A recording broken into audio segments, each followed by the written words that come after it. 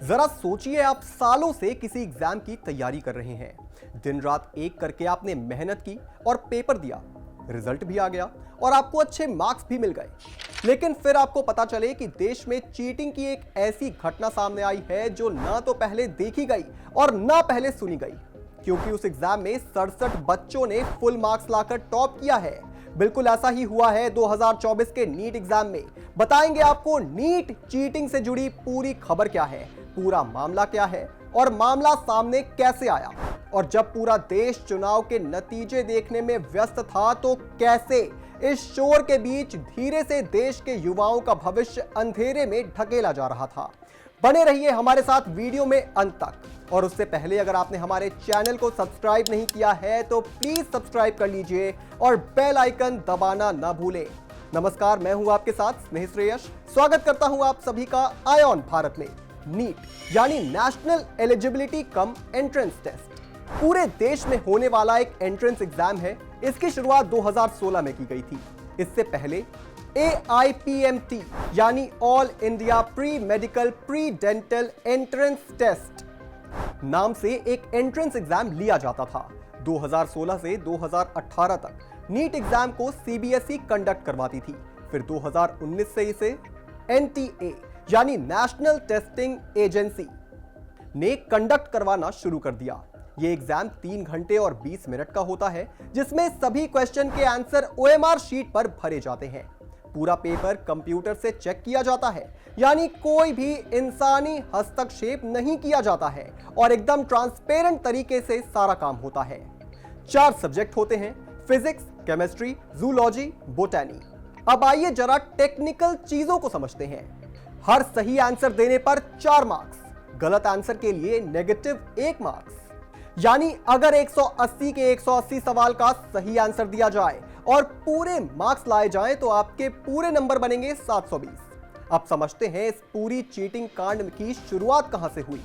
NTA ने खुद कहा था कि नीट के 2024 के रिजल्ट्स 14 जून को रिलीज किए जाएंगे, लेकिन बिना किसी कारण और एक्सप्लेनेशन के चुनावी नतीजों के शोर के बीच 4 जून को नीट के रिजल्ट घोषित कर दिए गए। मगर जब रिजल्ट को ध्यान से देखा गया तो पता चला कि 8 टॉपर ऐसे हैं जिनके सीरियल नंबर बिल्कुल एक जैसे थे या लगभग एक जैसे थे। इसका मतलब यह है कि इन सभी का एग्जाम सेंटर आसपास था या फिर एक ही जगह पर था। इसके बाद सबसे बड़ी धांधली सामने आई। बच्चों को कुछ ऐसे मार्क्स भी दिए गए जो संभव ही नहीं थे। आइए समझते हैं कैसे। किसी बच्चे ने अगर सभी सवालों के सही जवाब दिए हैं तो उसे 720 मार्क्स मिलेंगे। अगर एक सवाल छोड़ दिया जाए और 179 क्वेश्चन के सही जवाब दिए जाएं तो 716 मार्क्स मिलेंगे। और 179 सही आंसर दिया जाए और एक गलत आंसर किया जाए तो नेगेटिव मार्क्स कटा और टोटल स्कोर हुआ 715। यानी 716 से लेकर 720 मार्क्स के बीच लाना नामुमकिन है। पर इस बार ऐसे कई बच्चे हैं जिन्होंने 718 और 719 मार्क्स लाए हैं। 5 मई को नीट का पेपर लीक हुआ और 7 मई को पटना पुलिस ने 13 लोगों को अरेस्ट किया था पेपर लीक के मामले में। इस मामले में काफी बवाल हुआ और सुप्रीम कोर्ट से गुहार लगाई गई कि रिजल्ट को होल्ड पे डाल दिया जाए, मगर ऐसा नहीं किया गया और रिजल्ट घोषित कर दिए गए, जिसके बाद ये पूरा चीटिंग कांड सामने आया। बवाल बढ़ता देख 6 जून को NTA ने प्रेस रिलीज की और अपनी सफाई दी। कट ऑफ को लेकर NTA की सफाई। NTA ने कहा कि इस बार एग्जाम्स का स्टैंडर्ड काफी ज्यादा था और बच्चों ने काफी अच्छा परफॉर्म किया, इसलिए कट ऑफ ज्यादा हो गया। 718 और 719 मार्क्स देने पर NTA की सफाई। इस पर NTA ने कहा कि हमें ग्रेस मार्क्स देने पड़े क्योंकि एग्जाम सेंटर में कुछ रीजन से बच्चों का टाइम वेस्ट हो रहा था, जैसे पेपर टाइम पर ना मिलना या गलत में पेपर मिलना वगैरह वगैरह। और इस लॉस ऑफ टाइम के लिए ग्रेस मार्क्स दिए गए।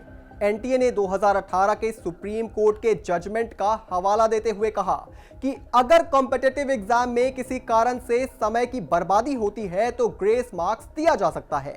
मगर शक की सुई फिर NTA की तरफ मुड़ गई, क्योंकि जजमेंट मेडिकल एग्जाम्स को छोड़कर बाकी सभी एग्जाम्स के लिए है। छात्र चाहते हैं कि NTA बताए ग्रेस मार्क्स मेडिकल एग्जाम्स में क्यों दिए गए। जहां पेपर शुरू होने में देरी हुई वहां एक्स्ट्रा टाइम क्यों नहीं दिया गया। दूसरे एग्जाम्स का जजमेंट मेडिकल एग्जाम्स में क्यों अप्लाई कर दिया गया? एनटीए जवाब दे कि क्या सारे सेंटर्स के सीसीटीवी फुटेज को देखा गया? क्या सिर्फ कुछ सेंटर्स में ही समय की बर्बादी हुई? पेपर लीक के आरोपियों पर इतनी दया दृष्टि क्यों दिखाई जा रही है? आरोपियों के पास से जो पेपर मिले हैं उससे ओरिजिनल क्वेश्चन पेपर मैच कर क्यों नहीं देखा जा रहा है? कुछ छात्र चाहते हैं फिर से एग्जाम लिया जाए, मगर सवाल उठता है कि जिन बच्चों ने मेहनत करके ईमानदारी से अच्छे मार्क्स लाए उनका क्या होगा? इधर मामला सुप्रीम कोर्ट पहुंच चुका है। सुप्रीम कोर्ट ने नीट काउंसलिंग पर रोक लगाने से इनकार कर दिया है। यह याचिका स्टूडेंट शिवांगी मिश्रा और 9 अन्य छात्रों ने रिजल्ट की घोषणा से पहले 1 जून को दायर की थी। इसमें बिहार और राजस्थान के एग्जाम सेंटर्स पर गलत पेपर बांटने के चलते हुई गड़बड़ी की शिकायत की गई थी और परीक्षा रद्द कर एसआईटी जांच की मांग की गई थी। सुप्रीम कोर्ट की बेंच ने एनटीए को नोटिस जारी करते हुए कहा कि नीट यूजी की विश्वसनीयता प्रभावित हुई है, हमें इसका जवाब चाहिए। अगली सुनवाई 8 जुलाई की रखी गई है। और भी तमाम बड़ी खबरों से जुड़े रहने के लिए आप देखते रहें आईऑन भारत।